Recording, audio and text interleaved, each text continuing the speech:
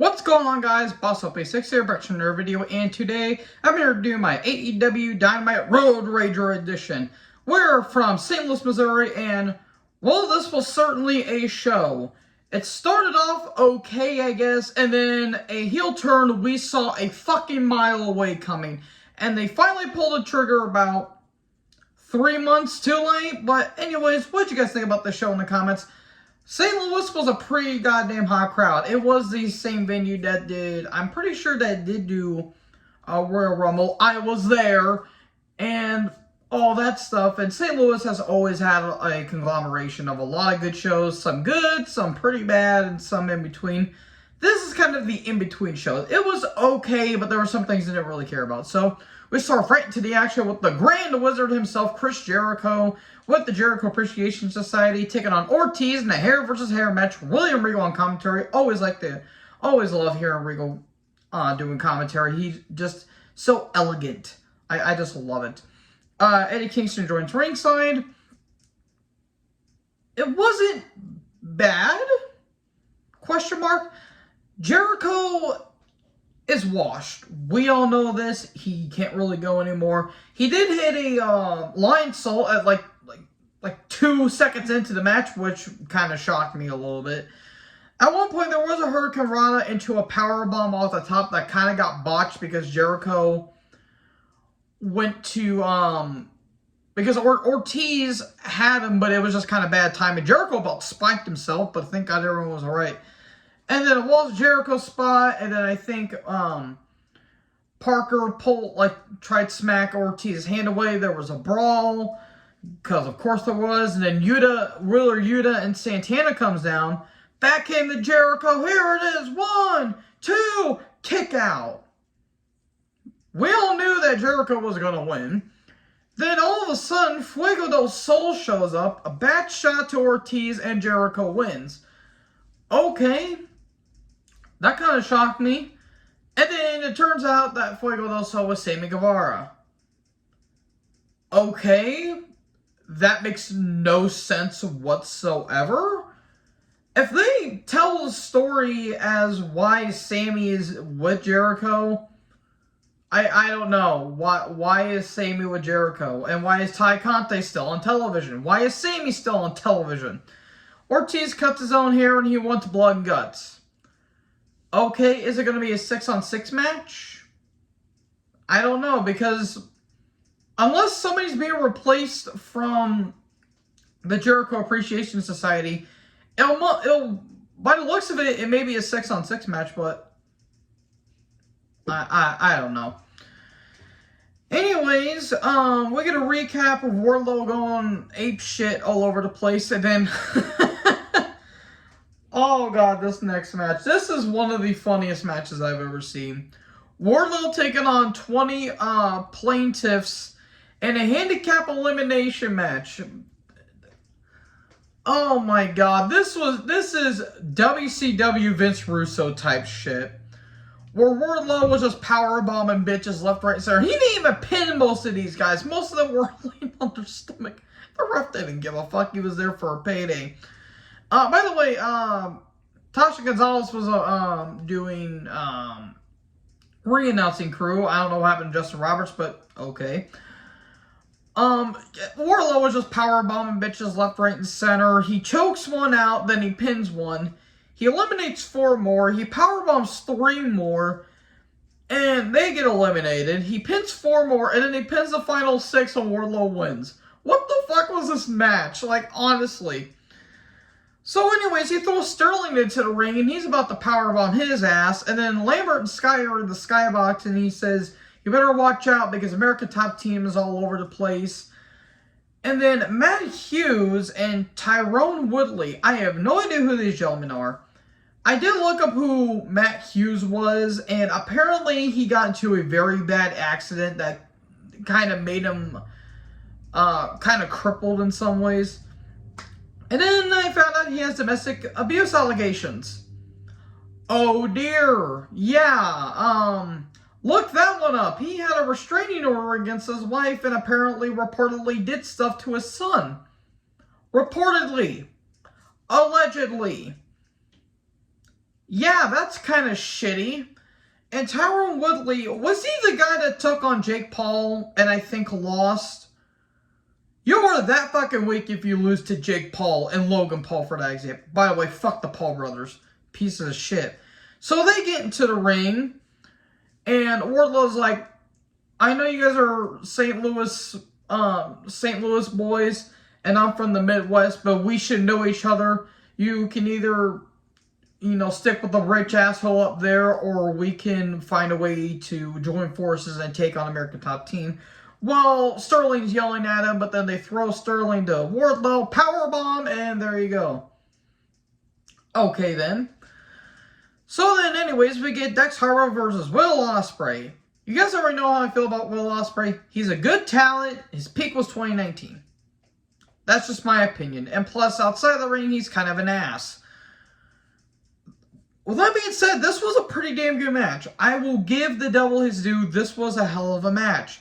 There was Ospreay just selling his ass off, Dex doing his thing, a big suplex off the top. There was a beautiful counter into a powerbomb jackknife pin, but countered by Dax. That was brilliant right there. A springboard Liger bomb, but in the end, Os Cutter and the Hidden Blade, 1, 2, 3, and Ospreay wins. Then the United Empire show up, which is, I think, Aussie Open. I think Jeff Cobb, and I'm pretty sure Aaron Hanari or Great O'Khan. It was either Hanari or Khan. I think it was O'Khan. They come down, and all of a sudden, Roppongi Vice and Cash Wheeler come down, and they kind of fend them off.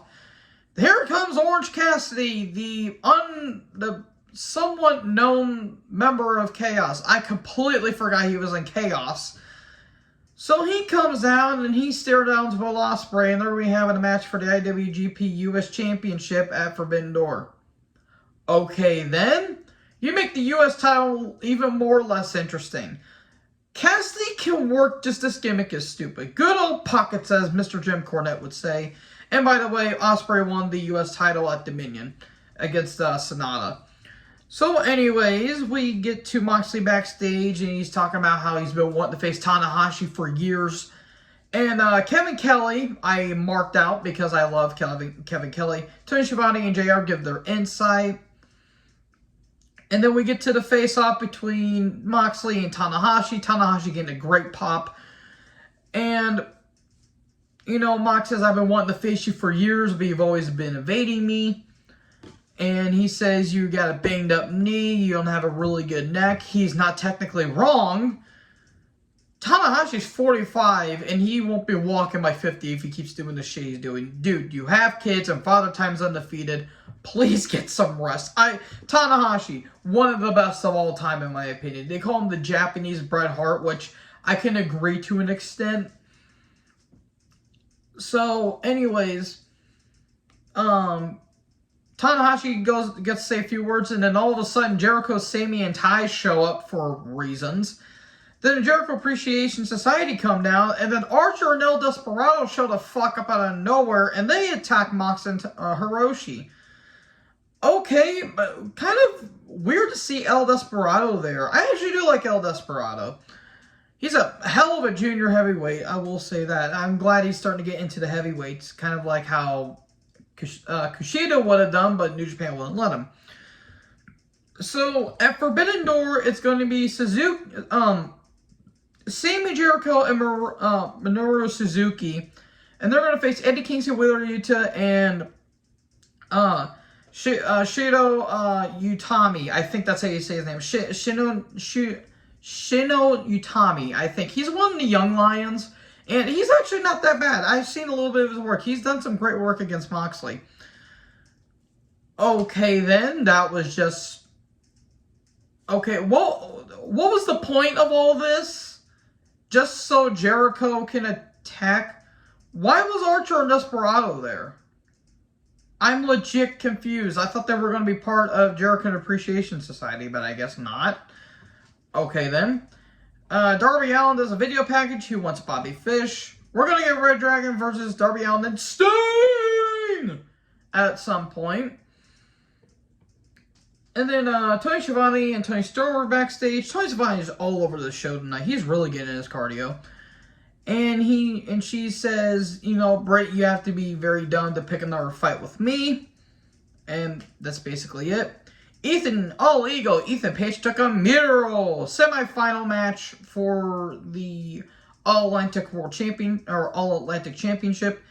And it's going to be a fatal 4-way between Tomohiro Ishii, Yoshinobu Kanemaru, Hanma, and Clark Connors.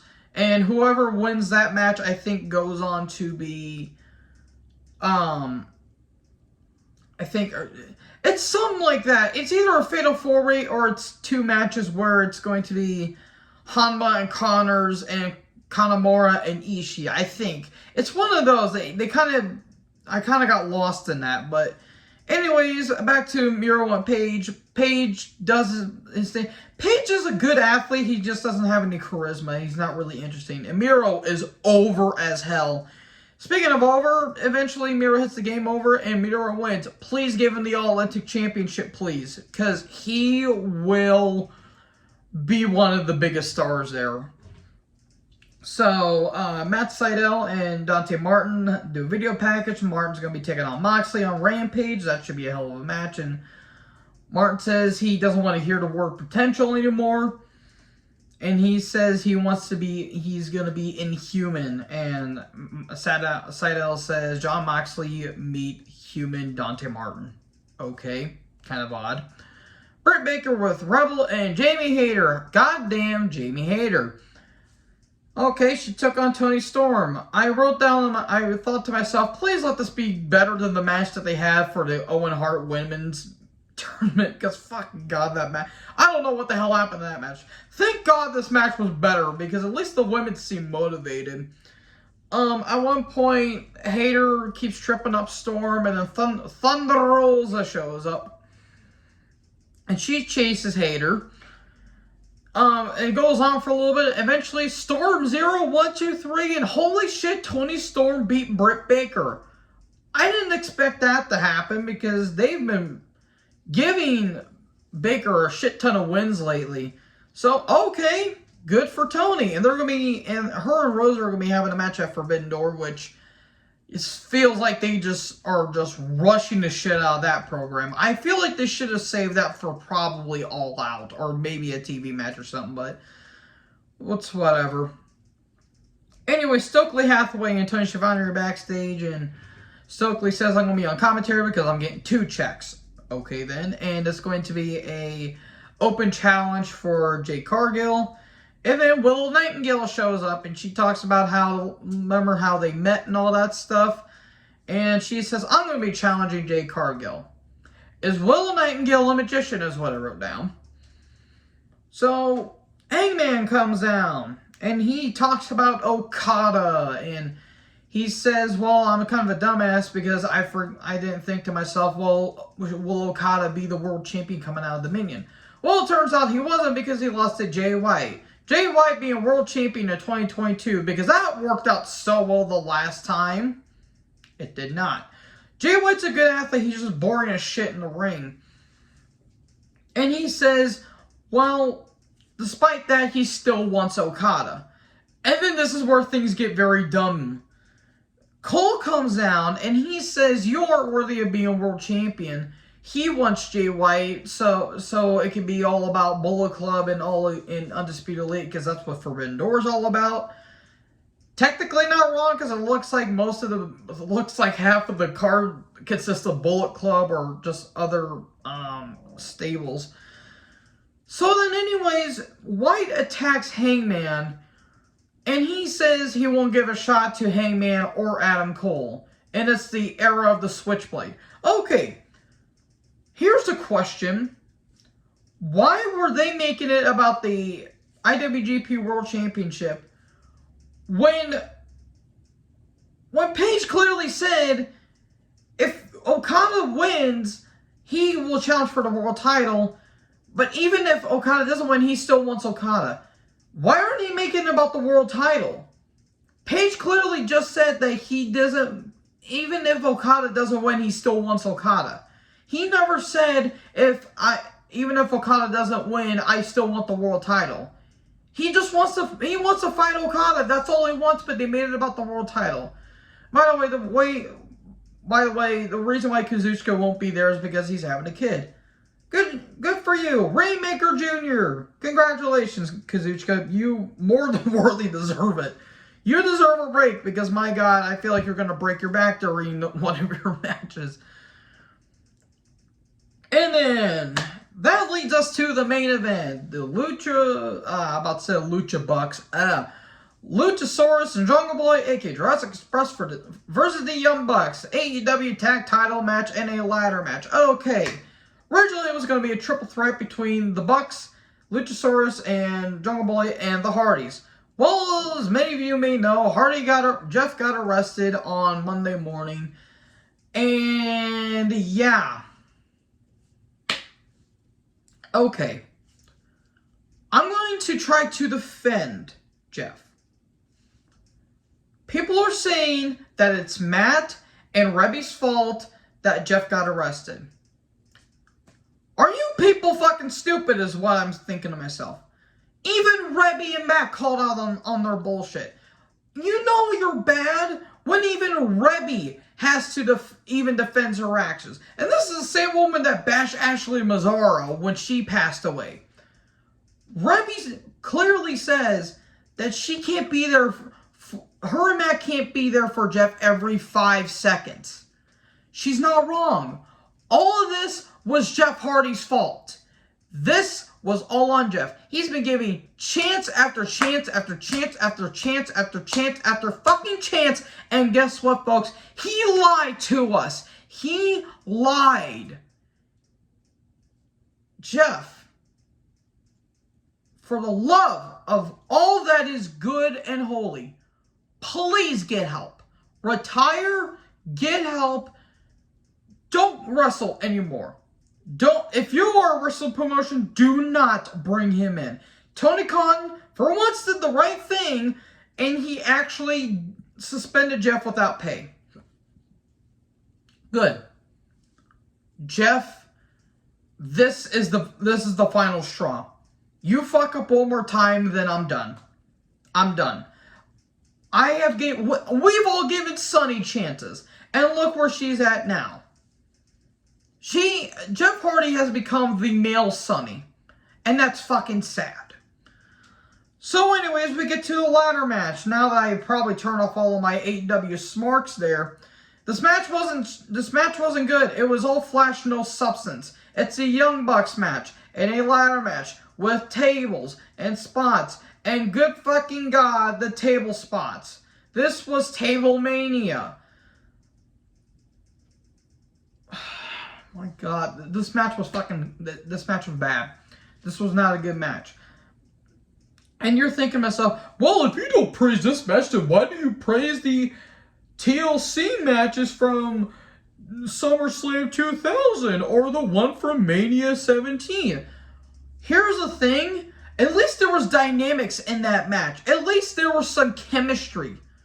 The Bucks just do whatever the fuck they want and people just jizz in their pants whenever they want. I love Jungle Boy. Jungle Boy is vastly improving. Luchasaurus is fine for a big guy. The Bucks, if the Bucks give a fuck, they actually can work. Again, this was just spots. That's all this was. Good God, I'm gonna piss so many people off, but I don't fucking care. So anyways, there was at one point a cool springboard by Jungle Boy where he climbed he kind of scaled a ladder and this springboard. Okay, that was kind of cool. We get a Hurricane Rana through the table to the mat, and then a powerbomb to Jungle Boy through a table, then a Destroyer Luchasaurus, 450 through the table by Nick. Holy fuck, so many table spots and we aren't even halfway through the show or through this match. Choke slam on a ladder, elbow drop through a table. Luchasaurus goes through 4 tables. Predictable as fuck. Then at one point they tried to do the BTE trigger to Jungle Boy, but that didn't work out. And then finally BTE triggered to Jungle Boy and the Bucks win. Cool. And all of 4 people gave a fuck about this match.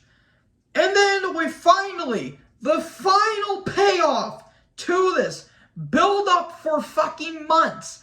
Took them this long to finally pull the trigger. They should have done it 3 months ago, in my opinion. Christian Cage hits his kill switch on Jungle Boy. His mother and the sisters watching in utter disbelief. And a concerto, and there you go.